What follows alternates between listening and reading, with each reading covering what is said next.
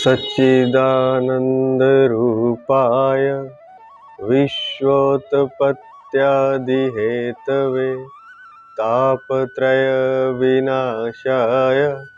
श्रीकृष्णाय वयं नुमः।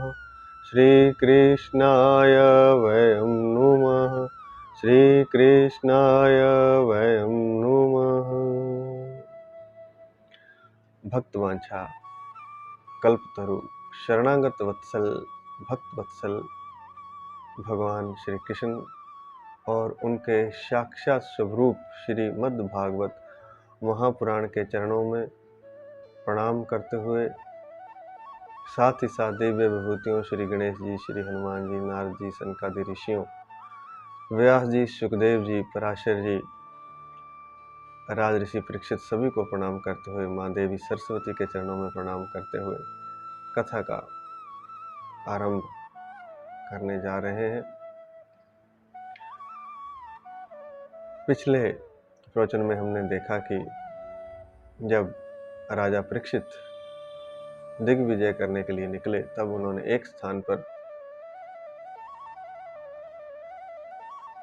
बैल का रूप धारण किए हुए धर्म को देखा, जो कि एक पैर पर चल रहा था।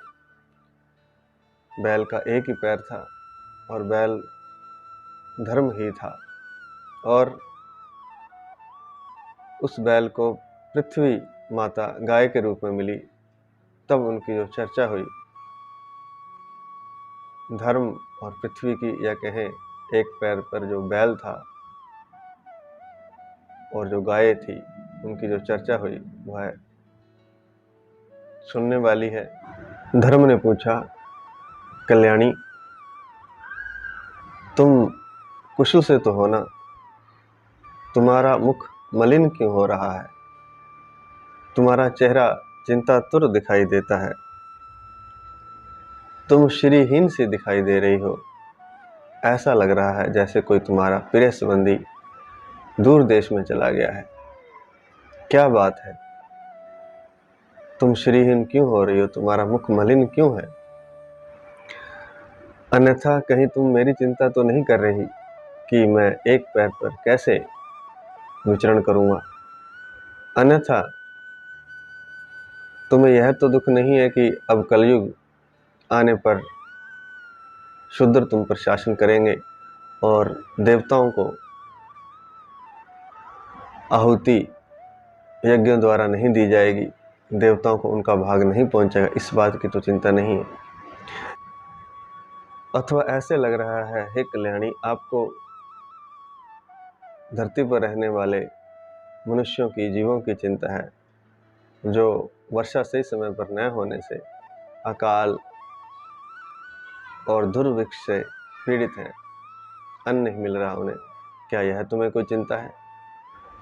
इस धर्म और पृथ्वी के संवाद में या कहें कि बैल और गाय के संवाद में कलयुग में क्या हो रहा है, उसका एक तरह से इशारा है, एक तरह से वर्णन है। धर्म फिर पूछ रहा है बैल के रूप में कि तुम्हें उन स्त्रियों को की तो चिंता नहीं हो रही जो राक्षस मनुष्यों द्वारा सताई जा रही हैं, उन अबलाओं की चिंता हो रही है क्या? या फिर अब विद्या जो है वह श्रेष्ठ ब्राह्मणों के हाथ से निकलकर कुकर्मी ब्राह्मणों के चंगुल में फंस गई है। अब ब्राह्मण विप्रद्रोही राजाओं का साथ देने लगे हैं। क्या तुम्हें इस बात की चिंता है? कहने का तात्पर्य यह है, कलयुग से पहले हर एक ब्राह्मण वह राजा को भी नियंत्रित करता था, राजा को भी ज्ञान देता था। प्रजा को तो ज्ञान देता ही था, राजा को भी ज्ञान देता था। राजा के यहाँ ब्राह्मण और आचार्य हुआ करते थे और वे प्रजा के हितार्थ ही उसको उपदेश देते थे, और उसी से राज्य का अनुशासन राजा करता था। लेकिन धर्म कह रहा है पृथ्वी से कि अब तो जो विद्या है वह ब्राह्मणों, श्रेष्ठ ब्राह्मणों से निकल करके दुष्ट ब्राह्मणों के चंगुल में फंस गई है। और ऐसा होने से जो राजा विप्रद्रोही हैं, जो ब्राह्मणों का विरोध करते हैं, दुष्ट ब्राह्मण उन्हीं राजाओं का साथ देते हैं। अर्थात जो प्रजा को सता रहा है एक तरह से राजा, जो ब्राह्मण है जिनके पास विद्या है, दुष्ट ब्राह्मण कहा है उनको, वो उन्हीं का साथ दे रहे हैं। हालांकि उनके विरोध में होना चाहिए था ब्राह्मणों को, लेकिन वे भी दुष्ट राजाओं का ही साथ दे रहे हैं। अर्थात जो विद्या है, जो ज्ञान है, या जो विद्वान लोग हैं, वे प्रजा को सही मार्ग दिखाते थे, राजा को सही मार्ग दिखाते थे। लेकिन कलयुग में तो विद्वान लोग, ब्राह्मण लोग भी दुष्टता का ही साथ दे रहे हैं, विप्रद्रोही राजा का ही साथ दे रहे हैं। जो ब्राह्मणों का दोषी है, अबलाओं का दोषी है, गरीब का दोषी है, उस राजा का ही ब्राह्मण साथ देने लगे हैं। तो क्या तुम्हें इस बात की चिंता है कि ब्राह्मण विप्रद्रोही राजाओं का साथ दे रहे हैं? और कहते हैं कि आज के राजा तो नाम मात्र के ही राजा हैं, उन्होंने तो बड़े बड़े देशों को उजाड़ डाला है। राजा भी 16 आने कलयुगी हो गए हैं, उनमें भी कलयुग का पूरा प्रभाव है 100%। क्या तुम उन राजाओं के लिए शोक कर रही हो जो कलयुगी हो गए हैं, या उन देशों के लिए शोक कर रही हो जो उन श्रेष्ठ शक्तिशाली राजाओं द्वारा उजाड़ दिए गए हैं? यह भागवत करीब 5000 साल पहले लिखी गई, उस समय में लिखा था आज का वर्णन। आज कितने देश जो शक्तिशाली देश हैं उनके द्वारा उजाड़ दिए गए हैं।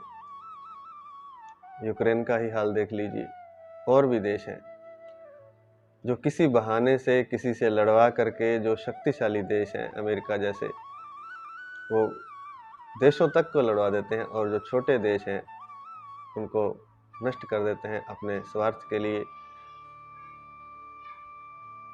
अफगानिस्तान आदि को भी नष्ट कर दिया, और भी देश हैं। वहाँ के राजाओं को लड़ा करके शक्तिशाली राजा देशों को नष्ट कर रहे हैं, और वहाँ की संपदा का दोहन कर रहे हैं, उनकी संपदा छीन रहे हैं। वहाँ की जनता को और वहाँ के राजा को तो लड़वा दिया एक दूसरे से, और छोटे देश को समाप्त कर दिया, और वहाँ की जो संपदा थी वे उन्होंने चोरी कर ली या उसका उपयोग कर लिया। तो ये पहले लिखा हुआ है भागवत में कि क्या तुम, हे पृथ्वी, इस बात के लिए दुखी हो रही हो? कितने हजार साल पहले आज का पूरा वर्णन लिखा हुआ है। और कहते हैं कि क्या तुम इस बात से तो परेशान नहीं हो कि आज की जनता खान पान, वस्त्र, स्नान और स्त्री सहवास में किसी नियम का पालन नहीं कर रही, शास्त्रीय नियमों का पालन न करते हुए स्वेच्छाचार कर रही है? तो क्या तुम उस प्रजा के लिए, उस जनता के लिए दुखी हो, उन लोगों के लिए दुखी हो जो किसी नियम का पालन नहीं करते, ना तो खान पान में, ना वस्त्र पहनने में, ना स्नान करने में, ना स्त्री सहवास में, स्त्री का संग करने में, या कहीं पुरुष का संग करने में? वह सब हो रहा है आज 5000 साल पहले साफ साफ लिखा है। क्या है शास्त्रीय नियम? कि सुबह उठ करके स्नान करना है। आज इसे कोई जरूरी नहीं समझता। मन मर्जी से शरीर की शुद्धि, शरीर की स्वच्छता या स्नान आदि हो रहा है, और कई बार तो नहीं भी हो रहा। वस्त्र पहनने में शास्त्रीय मर्यादा नहीं रही, वस्त्र कटे फटे, स्त्री अंगों को दिखाने वाले लड़कियां और स्त्रियां पहन रही हैं अपने शरीर को दिखाने के लिए। पुरुष भी फटे हुए वस्त्र पहन रहे हैं, जो कि शास्त्र के विरुद्ध है। और खान पान का कोई नियम नहीं रहा। खान पान शुद्ध रसोई में शुद्ध होकर के अपने घर में बनाया जाता था, बिल्कुल पवित्रता से, क्योंकि जैसा हम भोजन करेंगे वैसा ही हमारा मन बनेगा। अगर हमारा भोजन शुद्ध होगा तभी हम भगवान की तरफ, परमात्मा की तरफ चल सकेंगे। अगर हमारा भोजन ही शुद्ध नहीं हुआ तो हम साधना की तो सोच भी नहीं सकते, क्योंकि जैसा खाए अन्न वैसा होए मन। तो भोजन की जो पवित्रता थी वह बिल्कुल समाप्त हो गई है। बाहर से भोजन मंगाया जा रहा है, उन्होंने कैसे बनाया है, क्या उसमें डाला है, कोई नहीं जानता। नाक बहते हुए एक तरफ से नाक साफ कर रहे हैं, एक तरफ से खाना बन रहा है, भोजन पक रहा है। सस्ते रसोइये भोजन बनाने में लगे हुए हैं। जो बड़ी कंपनियां खुल गई हैं आजकल, नाम लेने की आवश्यकता नहीं है, जिनसे भोजन घर पर मंगाया जाता है। शुद्धता का कोई ख्याल नहीं है, केवल मात्र स्वाद का ख्याल है। स्वाद के लिए विभिन्न प्रकार के एसेंस डाले जा रहे हैं। सब कुछ नकली, अशुद्धता से बना हुआ भोजन, शरीर को, स्वास्थ्य को बिगाड़ने वाला भोजन,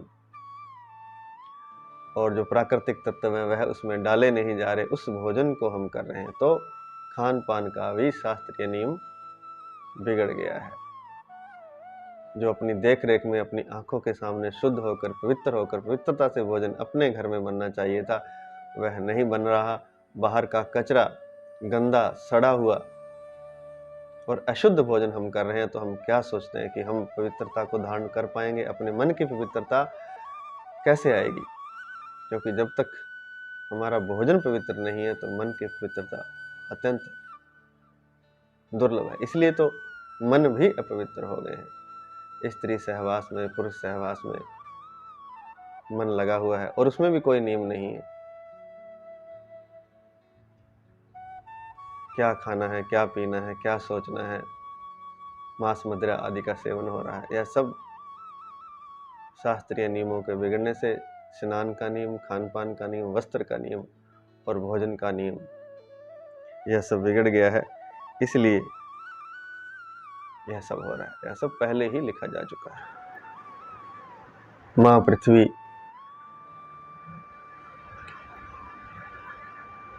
बैल बने हुए धर्म ने गाय बनी हुई पृथ्वी को कहा, माँ पृथ्वी, हो ना हो, तुम्हें भगवान श्री कृष्ण की याद आ रही होगी, क्योंकि भगवान ने आपके ही अनुरोध से, जब आपने ब्रह्मा जी से अनुरोध किया तो सभी देवताओं ने भगवान श्री कृष्ण से अनुरोध किया। उन्हीं के अनुरोध से, या कहें आपके अनुरोध से ही आपका भार उतारने के लिए भगवान श्री कृष्ण ने इस पृथ्वी पर, इस धराधाम पर जन्म लिया था और अनेक लीलाएं की थी। वे लीलाएं उनकी मोक्ष का भी अवलंबन करने वाली थी, अर्थात उन लीलाओं से मोक्ष भी मिलने वाला था। मोक्ष की प्राप्ति भी उन लीलाओं से हुई थी, या आगे भी उन लीलाओं से मोक्ष की प्राप्ति होगी। उन लीलाओं का जो कोई स्मरण करेगा, उनके सुनेगा, उनका गान करेगा, उन्हें मोक्ष की प्राप्ति होगी। तो ऐसा लग रहा है कि आपको भगवान श्री कृष्ण की याद आ रही है, क्योंकि जब से उन्होंने लीला स्मरण किया है तो उन्होंने इस धराधाम का परित्याग कर दिया है। तो क्या तुम्हें भगवान श्री कृष्ण की याद आ रही है? क्या दुख है तुम्हें? हे देवी, तुम तो धन और रत्नों की खान हो। तुम अपने क्लेश का कारण, जिसके कारण तुम इतनी दुर्बल हो रही हो, वह कृपा करके मुझे बताओ। या तुम इसलिए तो नहीं दुखी कि बड़े बड़े बलवानों को भी मात कर देने वाला, हरा देने वाला, मार डालने वाला काल ने तुम्हारे सौभाग्य को छीन लिया है। वह सौभाग्य जो देवताओं के लिए भी वंदनीय था, अर्थात पृथ्वी पर जन्म लेना, या पृथ्वी के सौभाग्य को देवता भी वंदन करते हैं। उस सौभाग्य को क्या काल ने छीन लिया है? अब पृथ्वी उत्तर देते हुए कहती हैं कि धर्म, तुम मुझसे पूछ रहे हो, तुम तो सब कुछ जानते हो। जिन भगवान श्री कृष्ण के सहारे तुम 4 चरणों से परिपूर्ण थे और पूरे संसार को सुख देते थे, वे 4 चरण जो कि जिनमें सत्य, पवित्रता, दया, क्षमा, त्याग, संतोष, सरलता, शम, दम, तप, समता, तितिक्षा, उप्रति, शास्त्र विचार, ज्ञान, वैराग्य, ऐश्वर्य, वीरता, तेज, बल, स्मृति, स्वतंत्रता, कौशल, कांति, धैर्य, कोमलता, निर्भीकता, विनय, शील, साहस, उत्साह, बल, सौभाग्य, गंभीरता, स्थिरता, आस्तिकता, कीर्ति, गौरव और निरअहंकारता, ये 39 अप्राकृतिक गुण तथा महत्वाकांक्षी पुरुषों के द्वारा वांछनीय शरणागत वत्सलता आदि और भी बहुत से महान गुण उनकी सेवा करने के लिए नित्य निरंतर निवास करते हैं। एक क्षण के लिए भी वे उनसे अलग नहीं होते। उन्हीं समस्त गुणों के आश्रय और सौंदर्य धाम भगवान श्री कृष्ण ने इस धराधाम से अपनी लीला संवर्ण कर ली है और यह संसार पाप में कलयुग की कुदृष्टि का शिकार हो गया है। भगवान चले गए हैं और कलयुग आधम का है, तो इसलिए मैं दुखी हूँ। यह पृथ्वी ने धर्म को कहा। पृथ्वी कह रही है कि भगवान के चले जाने से और कलयुग के आ जाने से ही मैं शोकग्रस्त हो रही हूँ, दुखी हो रही हूँ। तुम्हारे लिए, अपने लिए और देवताओं में श्रेष्ठ तुम्हारे लिए, अर्थात धर्म सबसे श्रेष्ठ है तुम्हारे लिए और देवताओं के लिए, पितरों के लिए, ऋषि गणों के लिए, साधु और समस्त वर्णों के लिए तथा जो 4 आश्रम है उन आश्रमों के मनुष्यों के लिए मैं शोकग्रस्त हो रही हूँ, क्योंकि सब कुछ अब कलयुग के आ जाने से अस्त व्यस्त हो गया है। इसलिए मुझे बड़ा दुख हो रहा है। ऐसा पृथ्वी ने धर्म को कहा। पृथ्वी जो गाय के रूप में है और धर्म जो एक पैर पर बैल के रूप में है। आज इतना ही। जय श्री कृष्ण। हरि शरणम, हरि शरणम, हरि शरणम। यह है जो धर्म के 39 गुण बताए हैं और 40वां गुण शरणागत वत्सलता बताया है। इसकी चर्चा हम आज नहीं कल विस्तार से करेंगे और इन्हें समझने की कोशिश करेंगे। जय श्री कृष्ण।